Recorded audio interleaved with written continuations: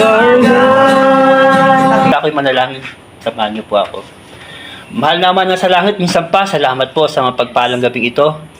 Lord, sa opportunity, Panginoon, na ibinigay niyo muli sa akin. Salamat po sa buhay po ng mga kapatid ko.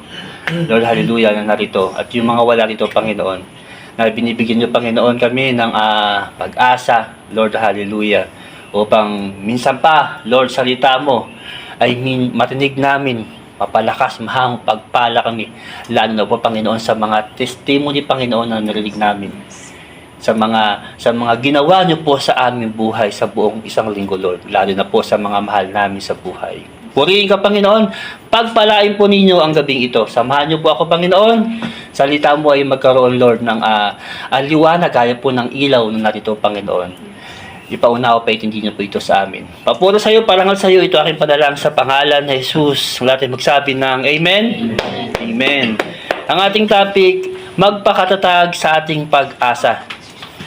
Magpakatatag sa ating pag-asa. Yung tema niya sa aklat ng Jeremiah 29:11. Sinasabi dito, sapagkat nalalaman ko ang mga plano ko para sa inyo, sabi ng Panginoon. Mga planong sa ikabubuti ninyo at hindi sa ikakasama, upang bigyan kayo ng kinabukasan na puno ng pag-asa. Na sinasabi dito, ito ang pinamagalan ko pala ito tulad ng binanggit ko kanina, magpakatatag sa ating pag-asa. Sinasabi ng mensaheng ito sa aklat ng Jeremiah 29:11. Sinabi ng Panginoon, nalalaman ko yung mga plano ko para sa inyo. Ano ba ito? Sinabi ng Panginoon, mga planong ukol sa ikabubuti ninyo at hindi sa ikakasama, upang bigyan kayo ng kinabukasang punong-puno ng pag-asa. Amen?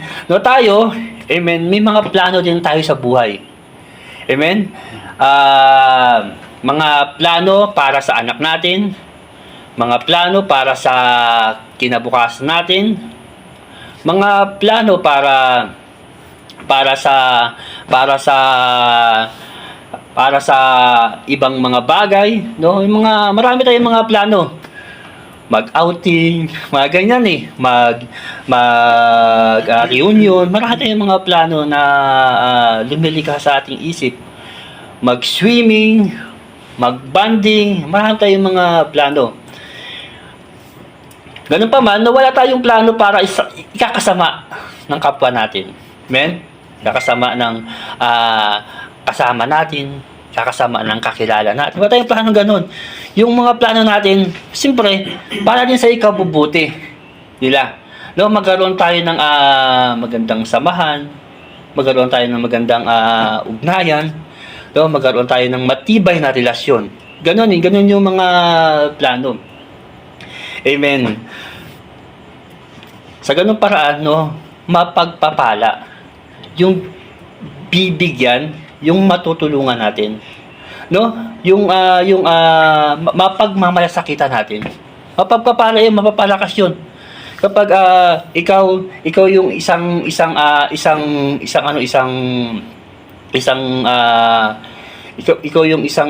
kasangkapan o gagamitin, no, para magkaroon siya ng cellphone. Siyempre, kapag ikaw yung magulang, kapag ikaw anak, matutuwa kang magkakaroon ka ng cellphone. No? Ito nga yung sinasabi ng Biblia na upang bigyan kayo ng kinabukasang puno ng pag-asa. No, magkakaroon talaga siya ng pag-asa yung anak na ito. Maging sino-sino gagamitin, yung tatay natin. Isa yan sa nagbibigay sa atin ng pag-asa. Si nanay, si kuya, yung kapatid natin, sila yung nagbibigay sa atin ng pag-asa. No, yung kamag-anakan natin, isa sila sa mga nagbibigay sa atin ng pag-asa. No, sila na nagbibigay, tumutulong sa mga pangangailangan natin. Minsan nga, amen, may yung ibang tao pa no, sila pa yung nakakatulong para makapag-abroad ka, para makaluwas ka, makapag-ibang bansa ka, no, magkakaroon ka talaga ng pag-asa. No, yung mga planong hindi mo nalalaman, yung mga planong hindi mo inaasahan, no, tambay ka lang pero isang araw ay may lalapit sa iyo, no, magkakaroon ka ng trabaho, no, magkakaroon ka ng nagkakaroon ka ng sasakyan. No, may mga ganong pangyayari na hindi natin inaasahan. Amen? No, ganun pa man, amen. No, hindi lahat ng panahon, hindi lahat ng araw ay may swerte. No, hindi lahat tagumpay kasi sa daigdig nito, yung kakambal ng swerte, malas. No, yung kakambal ng pagpapala, sumpa. No, hindi lahat. Yung kakambal ng tagumpay, kabiguan. Kaya nga hindi lahat hindi lahat ay Pasko, hindi lahat no swerte, hindi lahat piyesta. Kasi may mga panahon din na mabibigo ka. No, mabibigo ka sa inaasahan mo siya yung magbibigay ng pag-asa. Yung magbibigay sa iyo ng mga pangangailangan. Lalapit ka kay tatay, lalapit ka kay nanay. Minsan wala rin. No, lalapit ka sa kapatid mo, minsan wala rin. No, mabibigo ka eh. Lalapit ka sa yung hindi mo kakilala o hindi mo yung ibang tao, lalapit ka sa kanila, minsan mabibigo ka. No, walang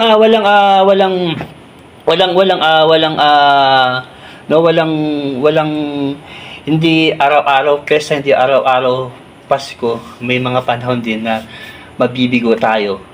And then biblically naman kasi na mabibigo talaga tayo kanino man. No? Mabibigo ka sa kasama mo, sa kakilala mo, mabibigo ka kanino man. Walang eksemplo dito. Pero isa lang ang masasabi ko sa inyo na hindi tayo mabibigo sa Panginoon. Amen? Na itong binabanggit ng Biblia na pinabanggit dito na nalalaman ko yung plano ko para sa inyo, mga planong ukol sa ikabubuti ninyo at hindi nyo ikakasama upang bigyan kayo ng kinabukasan puno ng pag-asa. Hindi tayo mabibigo, kapatid, sa Panginoon dahil biblically no ang Diyos di sinungaling at tulad ng tao. Kasi tayo, pag nangako tayo, minsan dumarating yung sitwasyon, may mga sitwasyon, may mga iba't ibang pangyayari na yung mga plano natin para sa mga mahal natin sa buhay, sa mga kaibigan natin, no, minsan dumarating yung panahon na hindi natin natutupad, no? Minsan hindi hanggang ito ay makalimutan na, hanggang ito ay mawala na, hanggang ito ay mawala sa isip nila. Ganun kasi tayo, no? Ganun tayo na hindi nga tayo perfecto. Pero ganun pa man tayo mga Kristiyano, kapag tayo ay nangako, nandun pa rin yung ating pagpahingi ng kapatawaran. No, nandun pa rin dapat yung ating anak, patawarin niyo ako. Minsan patawarin niyo ako. Nagkaroon lang ng mga pangyayari na yung mga plano mo na hindi natupad. Amen? Napako na lang, pero ito nga, si Jesus napako para yung mga plano niya sa atin, no, para matupad. Kaya nga sinabi sa Aklat ng Kawikaan 13 verse 12, ang matagal na paghihintay ay nagpapahina ng kalooban. Ngunit ang pangarap na natupad ay may dulot na kasiyahan. Yan. Kapag tayo naglilingkod sa Panginoon, kailangang maging matatag yung ating pag-asa. No, magpakatatag tayo. 5 taon ka lang naglilingkod, lalo na bago ka pa lang naglilingkod, 1 taon ka pa lang o ilang buwan ka pa lang naglilingkod, kailangang magpakatatag ka sa iyong pag-asa. No, matagal ka na naghihintay, nang hina ng kalooban mo. No, maraming naglilingkod sa Panginoon na hindi tumagal, ilang buwan lang, ilang taon lang. No, hindi sila naging matatag. Amen? No, napanghinaan sila ng loob. No? Nadala sila ng mundong ito. Nadala sila na-influence sila ng mundong ito. May nagsabi-sabi sa kanila, may kwento-kwento sa kanila. 2 taon ka na naglilingkod, wala pa rin nangyayari sa buhay mo. Di ba? May mga ganun. May mga ganung ma-influencean ka. Kasi mapanghinaan ka ng loob. O 5 taon ka na naglilingkod, hirap ka pa rin sa buhay. O, 7 years, o sabihin natin, 5 buwan ka pala naglilingkod, lalo pag mga baguhan pa lang na naglilingkod sa Panginoon, papanghinaan ka ng loob kasi aakahin ka ng mundong ito. No, ma-influence ka ng mundong ito. Kaya, bilang mananampalataya, no, kailangan yung puso natin, no, yung puso natin, no, ay sa Panginoon. Alam mo, nung ako ay bago pa lang mananampalataya, siguro 6 months pa lang akong mananampalataya noon. Nung tumanggap ako at kumilala sa Panginoon, nag-start na ako mag-aral, magbasa ng Biblia. Nakasama ako sa God Encounter 3, 3 araw, 3 gabi. Yun na yung simula. Nagtuloy-tuloy ako nag-aral, nagbasa ng Biblia, dumadalo sa mga gawain. Hindi ako marunong mag-pray. Natuto akong manalangin sa Panginoon, natuto akong tumawag sa Panginoon. Sa loob ng 6 months, ginahap na rin ako ng Panginoon. Nagbabahagi ako, nag-share ako ng salita ng Diyos. Hanggang sa lumago, hanggang sa ito, no, ginamit ng Panginoon ang buhay. Walang exempted sa pagsubok, sa problema kasi, amen, no, talagang aakain ka, ma-influence ng kasama mo. Minsan pa ang ginagamit, yung mga mahal natin sa buhay. Sila pa yung ginagamit para hadlangan ka, pigilan ka. O, pagod ka na, puyat ka na, dadalo ka pa. O, yung pera mo saan lang napupunta, ganon. May mga ganong pangyayari. Mapapatangay ka talaga, mapapanghinaan ka ng loob. Kasi, sinasabi nito, ang matagal na paghintay ay panghinaan ka ng kalooban. Maraming mangyayari, maraming mga trial, maraming mga hamon sa buhay para tumatag yung relasyon mo sa Panginoon. Kailangan mo lang talaga, amen, ay mag-focus. No, focus ka lang. Huwag kang lilingon sa kabila, huwag kang lilingon sa kaliwa, sa kanan. Focus ka lang talaga sa Panginoon. Kasi kung papakinggan mo yung kanan, papakinggan mo yung kaliwa, ay mawawalan ka talaga ng pag-asa. No, yung tatag ng pag-asa mo, mawawala yun. Ngunit, sinasabi ito, ngunit ang pangarap na natupad ay may dulot na kasiyahan. May experience natin yan. No? Ako, naninigarilyo, nagsasyabu, ako, babaero, no? Ako na nagmumura, ako na palaaway, na mainti ng ulo. Amen? Mababago ka talaga kapag nagpatuloy ka, kapag focus ka lang. Alam mo yung kandila, kandila nga. Kapag focus ka sa kandila, hawak-hawak mo siya, no? Focus ka. Wala kang lilingunin kundi yung kandila lang. Kasi hindi yan mamamatay kapag hindi ka nag-focus sa kanya. Subukan mo lumakad ka ng ganyan. Saan ka lumingon, mapatay. Kasi kapag yung kandila, kapag yan ang focus mo, makokontrol mo yung paglakad mo. No? Yung liwanag, makakalakad ka ng maayos. Pero pag namatay yung kandila, saan ka lumilingon, tuloy-tuloy ka, saan kaliwat ka, mamatay. Ganun po yung ating paglilingkod sa Panginoon. No, focus tayo. Para yung liwanag, yung malakaran natin. Para hindi tayo madapa, hindi tayo matison, hindi tayo bumagsak. No? Hindi tayo mawalan ng pag-asa. Amen? Para yung pangarap natin, ang puso ng Panginoon ay mabago yung buhay natin. Kasi mayaman ka man, mahirap ka man, unang babaguhin ng Panginoon yung buhay natin eh. Tatanggalin ng Panginoon yan, aalisin ng Panginoon yung pagkatao mo na yan, yung luma mong buhay na yan, yung luma mong tradisyon yan, yan ang unang babaguhin ng Panginoon. Kaya ang Panginoon walang kinikilingan, mayaman ka man, mahirap ka man, yan ang una ng babaguhin, yung nakagis na natin. Amen? At, amen, ngunit ang pangarap na tupad ay may dulot na kasiyahan. Kapag naranasan mong mabago ang buhay, kapag naranasan mong yung presensya ng Panginoon, mayroong kagalakan sa puso. No, mayroong kasiyahan sa puso. Kapag naranasan, amen, sa palagay ko naman, amen, tayo narito, amen, gaya nga ng patutuon natin kanina, na talagang masayang-masaya tayo. No, talagang galak na galak tayo. Na hindi tayo nang hinayang para magsamba sa Panginoon. Kilala nyo si Job sa aklat ng Job, chapter 1, verse 3. Siguro kilala nyo si Propeta Job. Ayan. Sinasabi dito sa aklat ng Job, chapter 1, verse 3, may isang lalaki nakatira sa lupain ng Yusi na nangangalang Job at umiiwas sa masamang gawain. Yung mabuting tao daw. Mabuting tao. I-off ko lang, naka-wifi ako eh. Ayan. May isang lalaki nakatira sa lupain ng Yusi na nangangalang Job. Siya isang mabuting tao.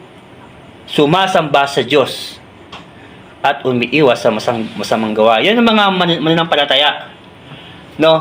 Mabuting tao. Sa ibang salin, matuwid na tao. Sumasamba sa Diyos at umiiwas sa masamang gawain. Yan yung mga mananampalataya. Umiiwas sa masamang gawain. Meron siyang 7 anak na lalaki at 3 anak na babae. Marami siyang tagapaglingkod at siya ang pinakamayaman sa buong silangan.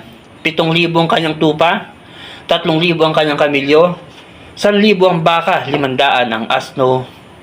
Alam nyo kapatid, mawawalan ka ng pag-asa sa buhay ni Job. Siguro alam nyo yung istorya ni Job. 'Di ba? Kung ikaw si Job, no, mamatayan ka kaya ng anak, 10 anak, mawalan ka talaga ng pag-asa. No, mamatayan ka lang ng hayop eh. Mamatayan ka lang ng ako po, namatayan pa ako ng nanay. Nung next year lang namatayan po ako. Pero nag-preach pa rin ako. Sa Alabang, preach pa rin ako, nagbahagi pa rin ako ng salita ng Diyos. Nagsamba pa rin ako sa Panginoon. Hindi ako pinanghinaan ng loob. No, pag-uwi ko sa amin sa probinsya, nag-preach pa rin ako doon. Unang gabi, pangalawang gabi, 3 gabi, hanggang sa matapos, nag-preach pa rin ako. Talagang pinatatag ng Panginoon yung kalooban ko. Sinamahan ako ng Panginoon. Kaya nga, mawalan ka talaga ng pag-asa. No, kapag namatayan ka ng, yan ito, 10 anak to. At ang pangalawa, mawalan ka ng kayamanan. 7,000 tupa, binanggit ko kanina, mga ganon, 500 asno. Kapag nawalan ka ng kayamanan, mawalan ka lang ng cellphone, di ba? O mawalan ka lang ng 1,000. O kahit 50 pesos lang na natitira sa bulsa mo, mapanghinaan ka talaga ng, mawalan ka talaga ng pag-asa. Pero hindi tayo ganun mga mananampalataya. Amen? No? Peaceful tayo, may kapayapaan tayo. Yung kapayapaan sa atin. Pangatlo, nagkasakit pa siya ng pigsa mula paa hanggang ulo. No? Mawalan ka talaga ng pag-asa kapag ikaw ay nagkasakit. Kapag ikaw ay nagkaroon ng sakit at karamdaman. At number 4, iniwan siya ng kanyang mga kaibigan, kapitbahay at kamag-anak. Naramdaman niyang nag-iisa siya sa gitna ng kanyang pagdurusa. Yan, kapag tayo dumaranas ng pagdurusa, ng hirap sa buhay, iiwan ka talaga. No, wala nang makukuha sa iyo, wala nang mahihiram sa iyo. Wala na talaga. Iiwasan ka, iiwanan ka. May mga ganyang mga pangyayari sa buhay. Pero si Job, no, kung siguro at number 5. Pagkatapos, no, sabi pa ng asawa niya, isumpa mo na ang Diyos at mamatay ka na. Manatil ka bang matuwid? No? Sabi ng asawa niya, isumpa mo na ang Diyos mo at mamatay ka na. Alam mo, mawalan ka talaga ng pag-asa sa halip na samahan ka. May sakit ka na eh, nawalan ka na ng kayamanan, lahat nawalan sa'yo. Tapos may ganyan kang kasama. No, sumpain mo na ang Diyos mo. At ang sa Job chapter 2 verse 10, ang sagot ni Job, hindi mo naintindihan ang iyong sinasabi. Pagpapala lang ba ang tanggapin mo sa Diyos? Hindi ba natin natanggapin kung bigyan tayo ng pagdurusa sa kabila ng kanyang paghihirap? Hindi nagsalita si Job ng laban sa Diyos. Amen? Kapatid, literal nagdaranas tayo ng mga pagdurusa. Amen. Kilala niyo si Jose, di ba? Si Jose, bago siya naging gobernador ng Ehipto, maraming mga masamang pangyayari. Kung ikaw siguro, kung tayo siguro, mawalan tayo ng pag-asa. Pero si Jose, tuloy-tuloy lang. Dito tayo kay Job. Amen? Alam mo si Job, ang sagot niya sa Job 19 verse 25, sabi niya, ngunit alam kong, may number 6 pa pala. Sa number 6, pakiramdam niya na pinabayaan na siya ng Diyos at pakiramdam niya na tinalkuran na siya ng Diyos. No? Kung tayo si Job, no, si Job tao lang din. No, nakakaranas din ng kabalisahan, nakakaranas din ng kalungkutan. No, nakakaranas din siya ng pagod. No, nakakaranas din siya ng lungkot. No, pakiramdam niya na iniwan na siya ng Diyos, na tinalkuran na siya ng Diyos. Pero ganun pa man, alam mo, ito sinabi sa aklat ng Job chapter 19 verse 25, ngunit alam kong di natutulog ang aking tagapagligtas na magtatanggol sa akin pagdating ng wakas. Amen? Praise the Lord. Hallelujah. Ngunit alam kong di natutulog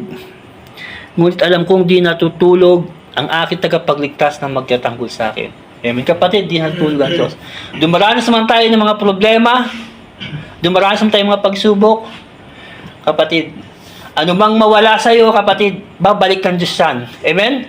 Tuloy-tuloy lang tayo. Ako nga po, nawala ng asawa eh. Iniwan ng asawa eh. No? Ako din, nawalan din ako ng trabaho.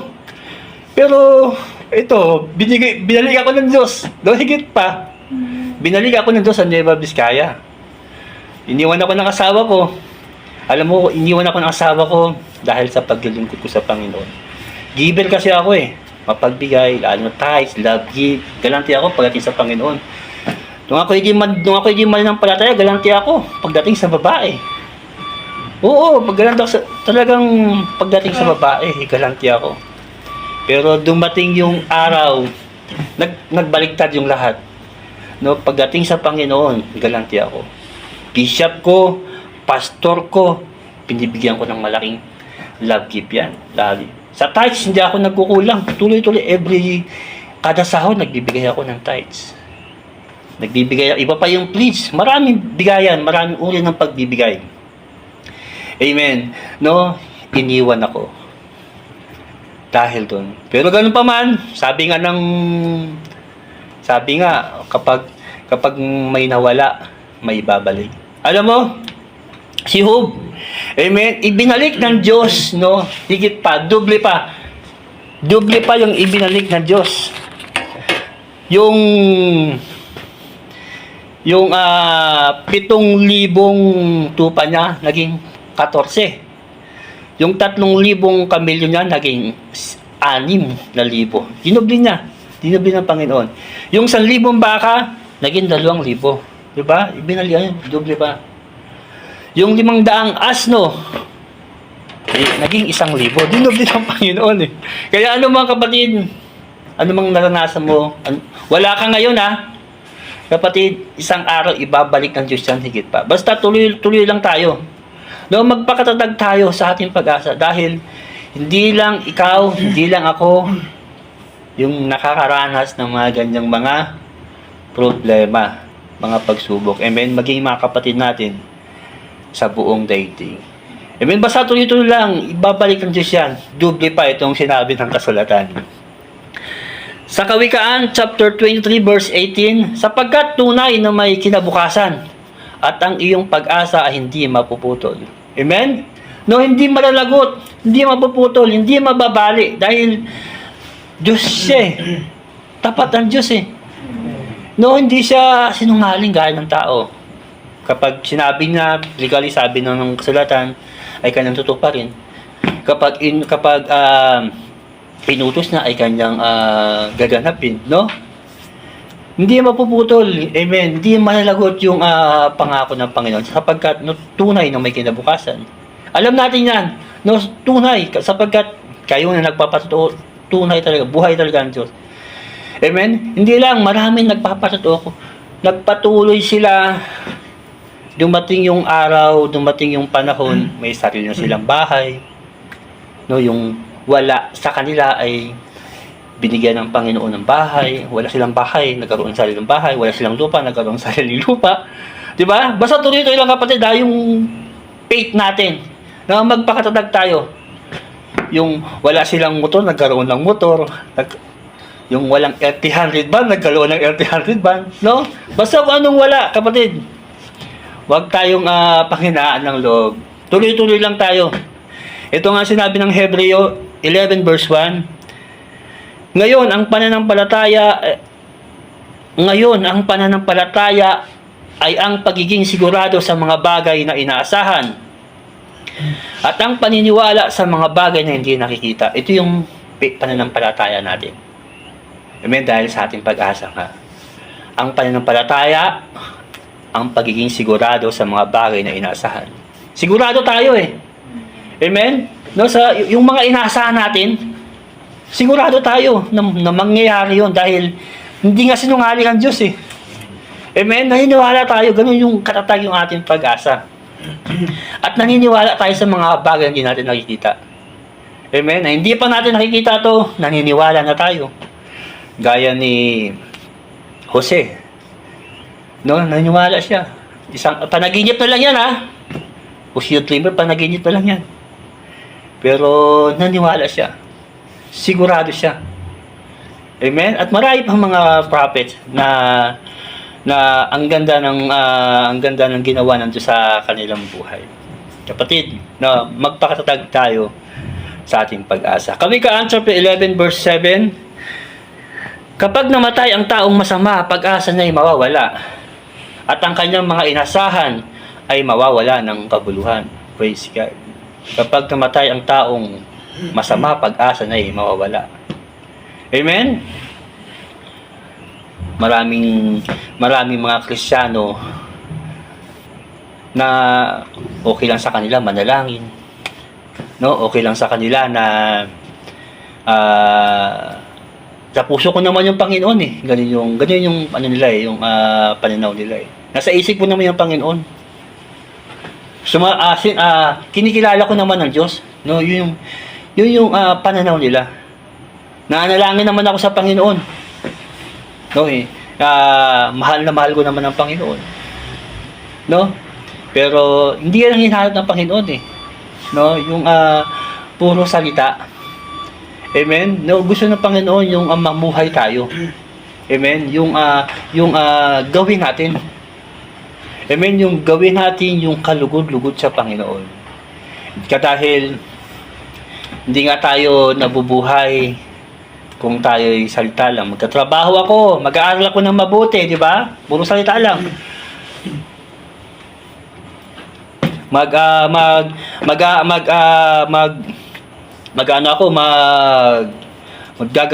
Magtataya ako ng negosyo, puro salita lang. No, pero kung walang gawa, amen, hindi magiging ganap, no, lahat. Amen, ganun yung ating pananampalataya. No? Ang Diyos nagsalita sa atin. Amen, may plano sa atin. Meron siyang utos sa atin. Kailangan maging ganap ito sa ating buhay. Amen? No, maging ganap ito sa ating buhay. Yung salita kasi ng Diyos, ito yung magbibigay sa atin ng buhay. Para makita sa buhay, yung Diyos nga, naglilingkod ka nga sa Diyos. No, sumasamba ka nga sa Panginoon. Amen? Na hindi ka nagsasalita, ngunit ginagawa mo na lang. Amen? Ito sinasabi ng kapag namatay ang taong masama, pag-asa mo wala. Mawalan sila ng pag-asa. Amen. Darating kasi yung panahon, darating yung araw. Amen. Sasabihin nila sa Panginoon yan. Lord, naglingkod ako. Lord, nagturo ako. Lord, nagbigay ako. Lord, nanalangin ako. Pero yung buhay naman, ay kung naninigarilyo ka, kung nagiinom ka, ay kung nagsusugal ka, No, wala rin kabuluhan. No, kung Marites ka, o Marisol ka, Solsol, Marites, wala rin kabuluhan yung pagiging Kristiyano natin. Amen? No, lahat. Sinasabi doon, ang taong masama. Masama kasi yun. Pag-asa niya ay mawawala. At ang kanyang mga inasahan ay mawawala ng kabuluhan. Kaya, lahat mawawala ng kabuluhan. Sa Hope na ba? Okay, sa Hope chapter 8 verse 13, gayon din ang kahihinatnan ng lahat ng taong tumalikod sa Diyos. Ang kanyang pag-asa ay mawawala. No, yung mga taong tumalikod sa Diyos, inimbitahan mo na. Ayaw. Yung mga taong binahagi mo ng salita ng Diyos, tinuruan mo ng salita ng Diyos, yung mga taong nilapit mo sa gawain ng Panginoon, pero tumalikod. No, wala tayong magagawa doon. Pero ang kagandahan dito, amen, ginawa natin yung kalooban ng Diyos. Yung inuutos ng Panginoon. Amen? Kasi kapag namatay yung kasama mo, kakilala mo, na hindi mo binagi ng salita ng Diyos, pananagutan mo yan eh. No, naging ano ka lang, larawan, naging revolto ka lang sa detachment mo. Picture ka lang, hindi ka gumagalaw, hindi ka nagsasalita. Hindi mo binabahagi yung Word of God, o kahit patutuo mo lang, o kahit ang ministeryo mo lang, tag-akay. Katalasin ba tayo? O kahit hindi ka pa marunong magsalita, mag-preach. Hindi ka pa marunong, nahiya ka pa magpatutuo. Pwede mo akain yan. No, pwede mo siyang imbitahan. Kasi, ano yan eh, pananagutan mo sa Panginoon yan. Amen? Yes. Praise God. No, gayon din ang kailan ng lahat ang taong tumalikod sa Diyos, ang kanyang pag-asa ay mawala. Amen? Mawawalan ng kabuluhan lahat. Sa Kawikaan, chapter 10, verse 28, ang pag-asa ng matuwid ay magbibigay ng kaligayahan. Ngunit ang pag-asa ng masama ay walang katuparan. Ang pag-asa ng matuwid ay magbibigay ng kaligayahan. Amen? Alam mo, masaya tayo kapag nagbibigay tayo ng papuri sa Panginoon. No, yan yung puso natin. Masaya tayo kapag kahit saan o kanino man, no, ipinapakita natin yung pagiging maka-Diyos natin. Amen? Ipinapakita natin yung ating pagiging Kristiyano. Amen? Sinasabi dito, no, magbibigay ng kaligayahan. Amen? Ito yung magbibigay. Kasi ito yung doon na tayo nakapakoy. Ito na yung magbibigay sa ating kaligayahan. Na dati makasalibutan tayo, doon yung puso natin, ito yung magbibigay sa atin ng kaligayahan. Disko dito, disko doon. Di ba? Ito yung magbibigay sa atin ng kaligayahan. Trabaho pa. No? Yaya nito, yaya nila. Punta, sama. Yun yung nagbibigay sa atin ng kaligayahan. Amen? Iba na tayo ngayon. No? Iba na tayo ngayon. Mapanlangit na yung ating gawain. Amen? Ito na yung magbibigay sa atin ng kaligayahan. Ngunit ang pag-asa ng masama ay walang katuparan. Amen? Kaya walang kabuluhan yung ginagawa ng mga taong malayo sa Panginoon. Pag-asa nila, no, ay ng masama ay walang katuparan. Last verse tayo sa Roma chapter 8 verse 28. Roma chapter 8 verse 28. At alam natin sa lahat ng bagay gumagawa ang Diyos para sa ikabubuti ng mga nagmamahal sa Kanya, ng mga tinawag ayon sa Kanyang layunin. At alam natin sa lahat ng bagay gumagawa ang Diyos sa ikabubuti ng mga nagmamahal sa Kanya. Amen? Kapatid, alam niyo ba na sa lahat ng bagay, siguro naman, alam natin lahat, no, ang Diyos gumagawa para sa ikabubuti na nagmamahal sa Kanya. Kaya nga ng mga patutuo natin sa buong isang linggo, amen, Ang Diyos yung may gabay na yan eh. Ang Diyos yung sumusubaybay sa atin eh.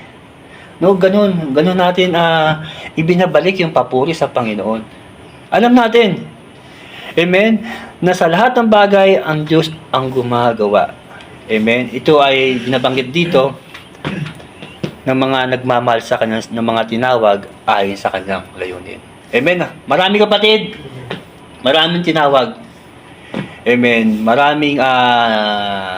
Maraming tinawag kapag word of God yung pinag-uusapan, kapag mabuting balita yung pinag-uusapan. Yan isa-isa na yan sa pamamaraan ng Diyos na tinatawag tayo. Pagsisiyan nyo, talikuran nyo ang yung mga kasalanan. No, sa Hebreo, huwag nyo kaligan paglalo sa mga gawain. Di ba, pagtawag yan? Lagi kayong manalangin. Mag-ala kayong manalangin. Mag-aral kayo magbasa ng Biblia. Yung pagkatawag ng Panginoon yan. No, paggamit nyo ang buhay nyo, pasakop nyo ang buhay niya. Yung pagkatawag ng Panginoon yan. Yan yung mga tinawag niya ayon sa kanyang mga layunin. Amen? Kaya nga, yung mga lingkod ng Diyos, yung mga tayo ng mga lingkod ng Diyos, amen, tinawag tayo dyan. Amen? Upang ipangaral yung mabuting balita. Amen? Walang exempted. Amen? Walang, lahat tayo kapatid, amen, magdadala ng mabuting balita. Lalo, ikaw, bago kang mananampalataya, magpakatatag ka. Isang araw, magdadala ka din ng mabuting balita. Amen? Para sa ikabubuti ng mga nagmamahal sa Kanya. Kasi, sa ikabubuti natin yan kapag, amen, dala-dala natin yung mabuting balita, kapag suot-suot natin yung mabuting balita, kapag pintas natin yan, kahit saan man tayo pumunta, sa ikabubuti natin yan. Isang araw, no, magpapatotoo ka talaga. Magpapatotoo tayo. Amen? Tuloy-tuloy lang, mga kapatid. Marami tayong mga pangarap sa buhay, marami tayong mga alalahanin sa buhay. Hindi pa natatapos. No, hindi pa natatapos yung Diyos. Amen? Hindi pa tapos yung Diyos sa atin. Amen? Marami tayong mga pangarap sa mga anak natin, mga pangarap sa mga mahal natin sa buhay. No, marami na mapalapit sila sa Panginoon. Kasi walang ibang gagamitin. Ako sa pamilya ko, ako lang yung Kristiyano. Ako lang yung mananampalataya. 12 years na ang ginagamit ng Panginoon. Tumanggap sila at kumilala simula noon hanggang ngayon. No, pero ganun pa man, alam mo, kapag ikaw ay nasa Diyos na, kapag tayo nasa Diyos na, hindi tayo maagaw ng kaaway. No? Gagawa ang Diyos ng paraan para sa ikaw buti nagmamahal sa Kanya. Bibigyan ka ng sakit. Bibigyan ka ng karamdaman. Amen. Mamamatay kang may pananampalataya sa Panginoon. Amen. Sabi nga ng Biblia, ikaw at ang buong sambahayan mo ay maliligtas. Amen. Tumanggap kumilala ang iyong nanay, ang tatay. Ikaw at ang buong sambahayan. Ligtas sila. Ligtas sila, kapatid. Makasalanan mo sila, ang Diyos gagawa ng paraan para hindi ka maagaw ni Satanas. Pwede silang mamatay sa sakit, karamdaman. Ang kagandahan, tumanggap at kumilala sila. Amen? Yung mga kasama mo, amen, pag tumanggap sila at kumilala sa Panginoon, amen, maaring magkaroon din sila ng kaligtasan. Hindi iiwan ng Panginoon, hindi pabayaan ng Panginoon yan. No, gagawa ang Panginoon gaya ng nakapako sa krus yung kriminal, masamang tao yun. Pero tumanggap at kumilala sa Panginoon yung isa doon. Sabi na, Panginoon, sabi na, Panginoon, isawa mo ako sa iyong karyan. Diba? Tumanggap at kumilala siya. Amen? Gagawa ang Diyos ng paraan para sa mga, yung sabi dito, para sa ikabubuti ng mga nagmamahal sa Kanya. Kaya, tayong gagamitin, kapatid. Huwag tayong paggamit sa mga taong malayo sa Diyos. Tayong malapit sa Diyos eh. Amen? No, magpakatatag tayo, huwag tayong matakot. Amen, na ibahagi ang mabuting balita.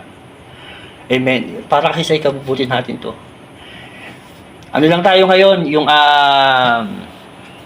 kalma lang tayo. Tuloy-tuloy lang tayo kasi hindi natatapos. Hindi pa tapos ang Diyos atin. Marami pa tayong mga biyaya, pagpapala na mararanasan sa Panginoon. Basta't wag lang tayo mawalan ng pag-asa. Amen? Pwede ba tayong tumayo mga kapatid? Tapos na tayo. Tayo magpuri at magpasalamat sa Panginoon. Kapatid, itugtog mo nga yung yung kanina, yung English, ano ba yun? Ha? Yung pangalawa? Yun, how great. Kaya tayo manalangin sa Panginoon. At ang magbigay ng papuri sa Panginoon. Pwede natin palakpakan ng Panginoon. Hallelujah! Woo! Praise the Lord! Pinupuri kita, sinasamba Panginoon. Dinadakila ang iyong pangalan. Hallelujah. Maraming salamat, Panginoon, sa mapagpalang gabing ito, Panginoon. Samahan niyo po kami, Panginoon, sa aming paghiwalay-walay. Lord, mga salita mo, mga aral niyo, Panginoon, na aming napakinggan, na aming narinig, Lord, ay, Panginoon, bigyan niyo po ito sa amin ng saysay. Bigyan niyo po sa amin ito ng kapangyarihan. Bigyan niyo po ito sa amin ng bisa, Panginoon. Kami mga anak niyo, Lord, na nagtitiwala sa iyo. Kami mga anak niyo, Lord, mga lingkod niyo, Panginoon. Mga mananampalataya niyo, Panginoon. Hallelujah. Pag-asa namin, Panginoon, kayo. Pag-asa namin, Panginoon, ikaw. Lo, walang hihigit, walang papantay sa pag-ibig mo. Dalangin namin, Panginoon. Dalangin namin, Panginoon. Patuloy niyo palakasin kami, Lord, sa mga nararanasan namin sa buhay. Lord, tulad ng iba, tulad ng mga hinilang niyo, Panginoon, tumanis ng mga problema, pagsubok, Lord, samahan niyo kami na maging matagumpay din kami at patuloy, Lord, hallelujah, pag-asa, hallelujah, namin, Panginoon, ay patuloy, Lord, hallelujah, manatili ito, maging tapat, manatili at maging tapat kami sa inyo, Panginoon. Lord, maraming salamat po. Purihin ka, niluwalhati kita. Samahan niyo po yung aming mga mahal sa buhay, Panginoon, na sa malayo, gabay-subaybay niyo po sila, patuloy na nilapit namin sa inyo ang kanilang buhay, yung mga anak namin, Panginoon. Lord, gamitin niyo po ang buhay nila isang araw, Lord, hallelujah, makasama namin sila, magpapatotoo.